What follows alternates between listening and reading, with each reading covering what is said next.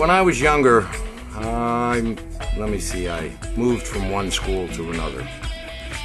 And when I arrived at the next school, of course, kids, because you're new and they don't know you, and there's a little feeling out process, and they want to see who you are and whether you can handle or take care of yourself. So they start to tease and pick and try you. And of course, then you try back, because you don't want to be the kid that everybody picks on. A lot of it has to do with peer pressure. You change one school to the next, as I explained, with getting picked on, etc. But then there's other parts. Everybody's parents are a little different. Everybody's parents have different ideals. They have different morals. They have different jobs and positions and things that they do. Mine, when I was younger, happened to be a police officer, my dad. Because he was, and I grew up basically in the Woodstock area. I was 14 years old and rode my dirt bike to Woodstock. Of course, I wasn't supposed to do that either, but I did. I wasn't allowed to have long hair like the rest of the kids, and I couldn't have the bell-bottom pants or the big elephant bells, or have holes in my jeans and raggy clothes and peace signs. And so it was a matter of, as far as I was concerned, I didn't fit in with the other kids, and as far as the other kids were concerned, I didn't fit in. So that causes a little bit of turmoil and upheaval between all of us.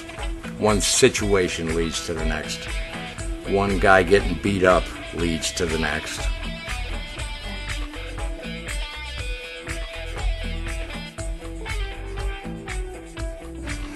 But in reality, what you're doing is alienating yourself from all these people and all the opportunities that you may have had you not been bullying them. Job opportunities in the future, maybe not right then, of course not, because you're a kid, but in the future, people remember this stuff. They don't forget. The time's going to come along, you bully somebody, and now you're in jail for assault. Or maybe it's not just a simple assault. Maybe that bullying puts it into an escalated thing where there's guns or knives, or somebody gets killed or seriously injured and you're in prison.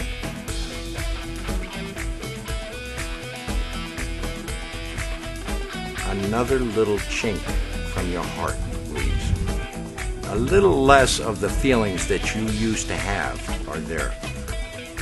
If you were to look in the mirror and look at yourself, and every time you bullied somebody, a little piece of the puzzle went away, pretty soon there'd be nothing. And that's basically to the point where I got to.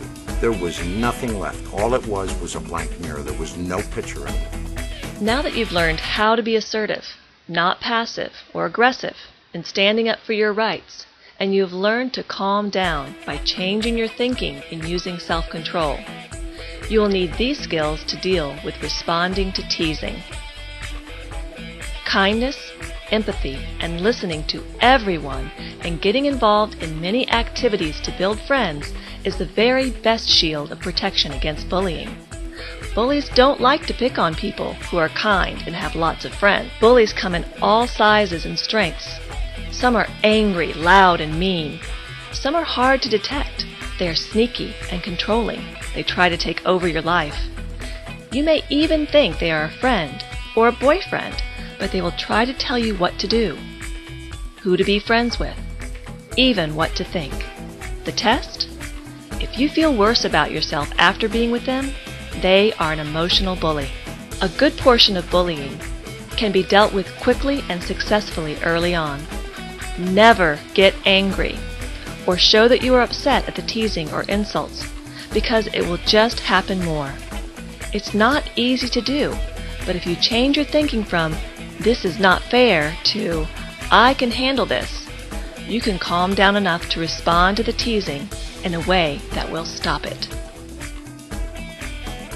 Necessary to make fun of other kids. It's just, doesn't make you feel good about yourself or others, and it doesn't get you anywhere. I think that being friendly to others, that's really made a big difference in my life, especially in middle school. It kind of kept bullies away, because I think the more you're friends with everybody else, and everybody, teachers see that you're friendly, kids see that you're friendly, and you do your best to make people feel good about themselves when you talk to them. That eventually, bullies really don't want to pick on you either, because everyone else sees that you're a good person. No one wants to pick on somebody who everybody likes. if you laugh at someone and they're, you know, making fun of you, they don't get that you're laughing because of them, and it kind of throws people off, you know.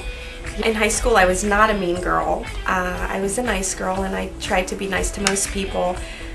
And when people are mean to me, I generally don't accept negativity. I decide every day, and I probably did start deciding that in middle school, that I wasn't going to put up with people being mean to me. And I don't have to talk back to people. I normally don't, but I have a really great sense of humor. So when people say something mean to me, I just laugh it off. It's not going to affect my day, and that actually gets people worse.